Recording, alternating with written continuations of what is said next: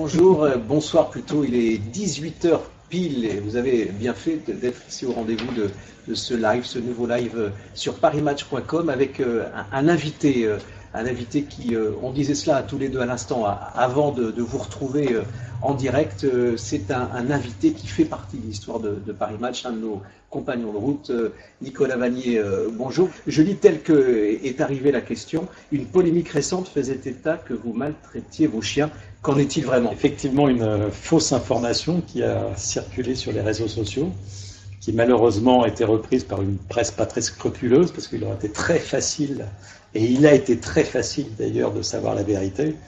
La vérité est que bien évidemment, j'ai jamais abandonné mes chiens, parce que c'est ce qui a été dit.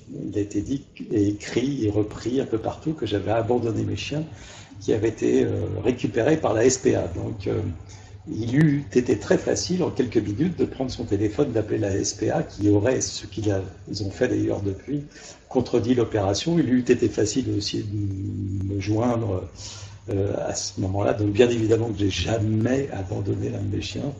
C'est quelque chose qui serait à peu près aussi incroyable ou débile que de prétendre aujourd'hui que j'ai abandonné mes enfants et que je les ai laissés à la DAS.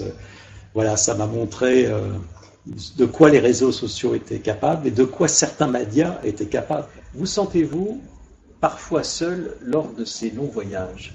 Jamais. Jamais, parce que je suis avec les chiens, et lorsque je suis avec mes chiens, je ne suis pas seul. Lorsque je pars pour de grandes traversées, très solitaires, comme ce fut le cas par exemple lorsque j'ai traversé intégralement tout le Canada, puisque là je me suis retrouvé parfois très longtemps seul. Effectivement, cette question revenait souvent, mais c'est pas trop difficile d'être seul, et systématiquement je répondais mais je ne suis pas seul. Et d'ailleurs j'ai beaucoup d'admiration pour ceux qui partent comme Jean-Louis Etienne par exemple, avec un simple traîneau, sans avoir l'affection et que les chiens m'apportent, le réconfort que les chiens peuvent m'apporter en cas de coup dur.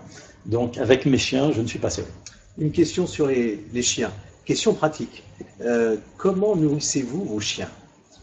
Alors c'est une très bonne question, parce qu'effectivement l'ennemi public numéro 1 du voyageur, c'est le poids. C'est 15 kilos par jour pour une meute de 10 chiens, de la nourriture déshydratée, bien sûr, surtout pas d'eau, puisqu'on voyage, comme on peut le voir là, sur de l'eau, sur de la neige et sur de la glace. Vous avez 150 kilos uniquement de nourriture hachée dans le traîneau. C'est le maximum que l'on puisse transporter avec soi. Il faut donc, et c'est comme ça que mes voyages sont organisés, trouver des petits villages relais que l'on va rejoindre au maximum tous les 10 jours, et où on va à l'avance envoyer de la nourriture pour les chiens et pour soi. Merci Nicolas Vanier d'avoir été avec nous, et on va finir avec ce compliment, cette phrase de Jeanne. Merci de nous faire rêver, Nicolas, c'est ce qu'elle nous dit.